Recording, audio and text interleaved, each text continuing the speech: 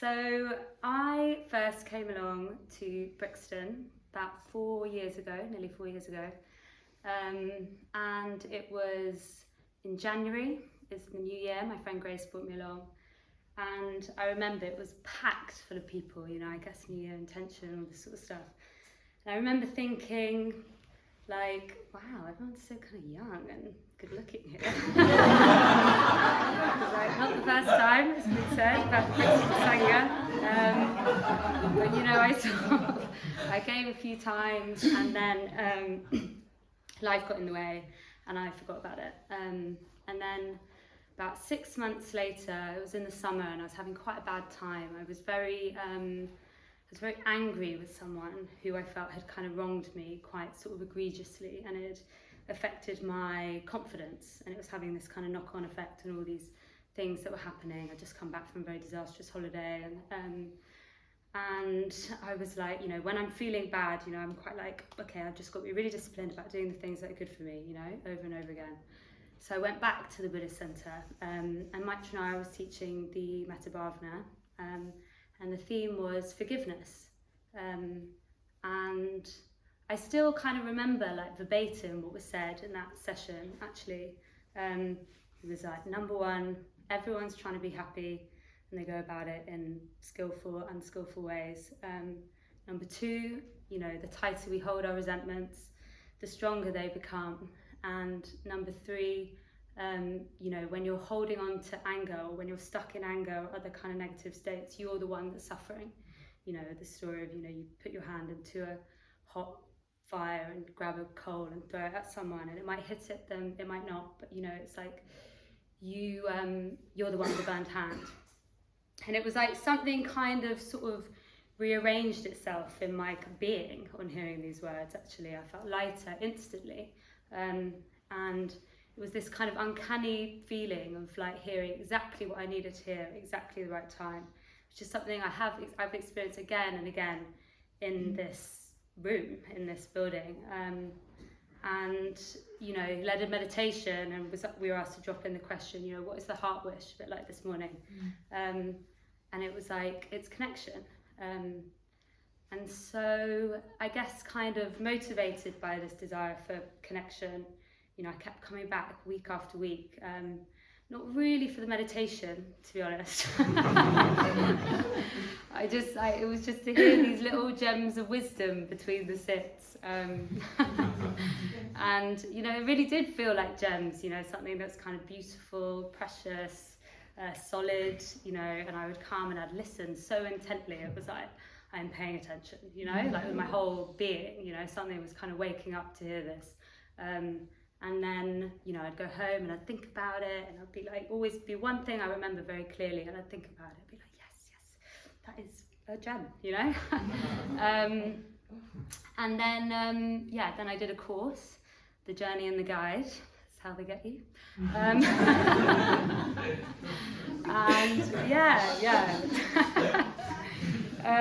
and that was, it was kind of amazing, actually. I don't think I was even really doing the exercises properly, and I definitely wasn't meditating every day, but something about this encounter with these ideas, with the Dharma, you know, I was having this response to it, and the response was joy, actually. You know, it was like I felt all of this kind of joy rising up inside of me, and like the world becoming kind of more vivid and vibrant and beautiful.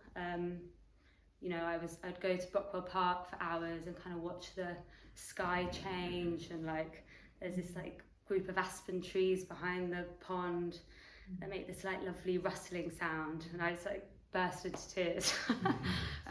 You know, I remember even this true story, like making a soup, you know, I was like kind of tasting the soup, and there was this kind of steam rising from the spoon against the light. I was like, that looks stunning. I was like, something is afoot, you know. And I remember at that time also kind of reflecting very deeply on metta. I guess it had the sort of quality of revelation, you know. It was like, okay, so being kind, being loving is the sort of truest, and most powerful and most meaningful thing you can do with your life. You know, it's like, what a relief. Felt like kind of finding a kind of a floor, a solid ground in like the void. But also it was like, I know this already. You know, I had this sense that I was kind of learning things, but I was also remembering them, you know, so it had this very strong sense of knowing. And then, so then I became a bit of a sort of pusher, to be honest. It's like trying to get everyone down to the Buddhist centre, my flatmates, friends, people I was dating. Even got my mum to come down to the Metta Bhavana with Pam. She still talks about it. And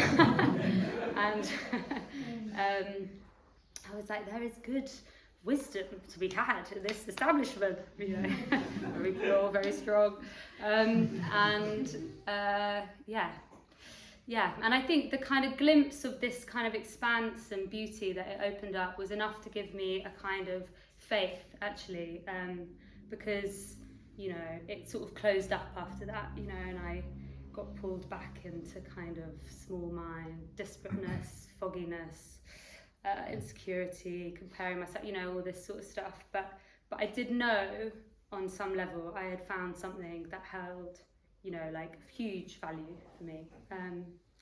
And yeah, it was significant also because, you know, I've had a bit of a tricky time with my mind historically. Since I've been a teenager, I have these kind of periods of depression or sadness that have made it very, you know, very hard to like myself, actually, when I'm kind of in these places. And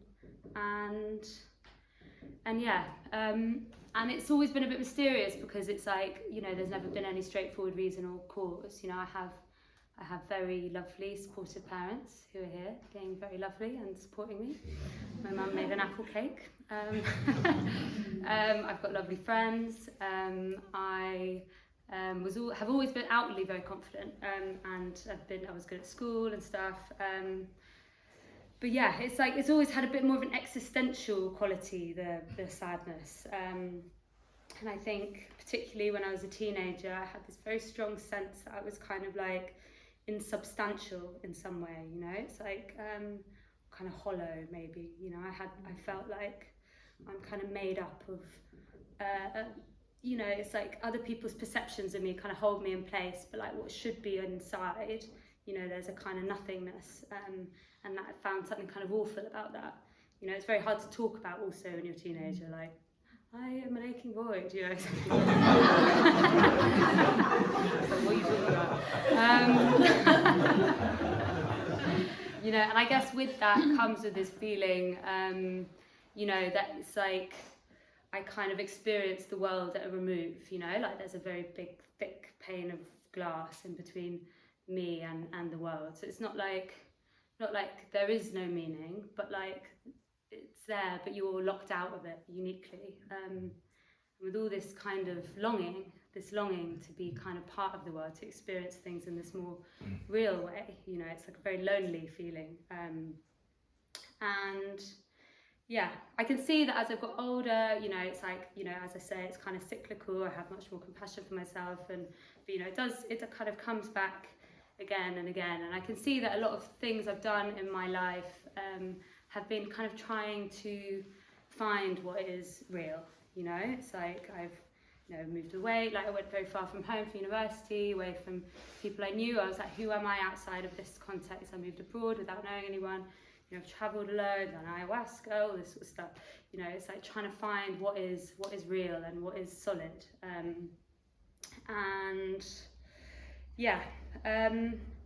I think part of the reason that coming here has had such a big impact on me is because I think the Dharma speaks very directly to this existential longing, you know, and this kind of unsatisfactoriness that you feel, you know, is kind of human condition. Like you feel like there's something more because there is, you know. And I suppose like honouring this longing as the part of you that's awake, really, you know. It's like and so another kind of symptom of like not feeling sad on and off for so long throughout my 20s and so on is that, I found it very hard to trust the decisions that I make. So it's like, if I'm not feeling good, I think, oh, I should have done this other thing. If I'd done this other thing, then this other thing would have happened. Or if I'd gone here instead of there, it's a kind of counterfactual thinking that's, drives me mad, has driven me mad. I feel like one of the other things, the kind of mysterious things that is like, has always been very compelling, is it's like I come here into this building and it's like that restlessness just calms down. I really feel like I'm in exactly the right place, with these people, and I can really trust that, and I also feel completely myself, and not like just in a social way, like relax, be yourself, but like without kind of having to say anything, it's and what meditation, and I'm not like the best meditator, but has done for me is actually open up an experience of myself that is much deeper and more capacious and kind of sort of kindly and ancient, like a kind of ancient kindly being.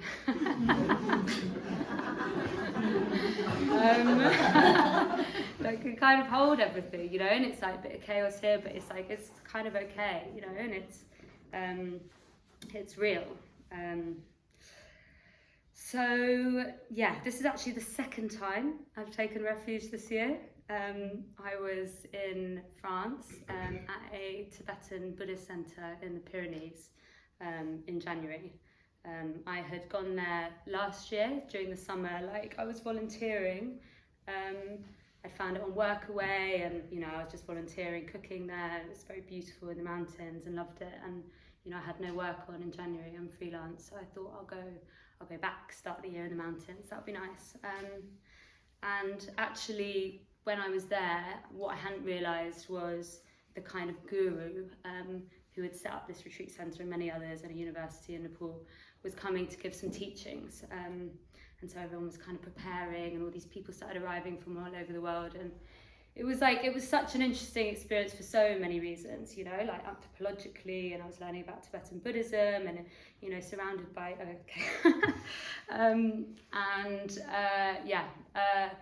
and everybody was being like, it's very auspicious that you're here at the same time as the guru. Maybe you want to take refuge. And I said, I've already got a sangha, it's not my tradition, all this sort of stuff. But they said, it doesn't mean he's your teacher, it just means you're saying you're Buddhist. And I was like, yeah, I'll do that, no problem, And I took refuge in their shrine room, and I felt so happy. I was like, it was amazing, I felt like, I was in this I was surrounded by all of this beauty. I felt like I was kind of breathing it in, and like, it was really, I came back with this like big, wide open mind, feeling like very sort of, like I can do anything with this mind, somebody go on a date, they ghost you, whatever, crazy well, it's like, and I was like, and I joined a study group. I was like, I'm going to deepen my commitment to Buddhism, and I am going to become a Mitra this year. But yeah, as the year goes on, it's much easier to say I'm a Buddhist in France, in the mountains, than it is in London somehow, and yeah, like I struggle with my mind and commitment, and and actually making this decision has been really hard. Like, not because it's not what my heart wants, but it's like, I just trying to corral all these like wayward elements of my being like, get behind, this is, sorry, I know,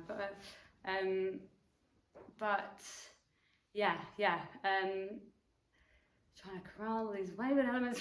And I'd be like going on these long walks, like what is real, what is true for me, and I find when I really inquire into that, it's like I clear away all the kind of debris and fantasies and this, that and the other, it's actually what I find is kind of this heart response that I have to the Dharma, to this community, to the teachers, to the teachings, and it's like, even though there's a part of me which is like, commitment phobic, like running for the hills, like freedom, like you know, it's like I sort of know that it's like actually freedom for me here is through this, and it's like, you know, I do find it true and I do find it beautiful, and yeah, and I'm kind of wanting to honour that.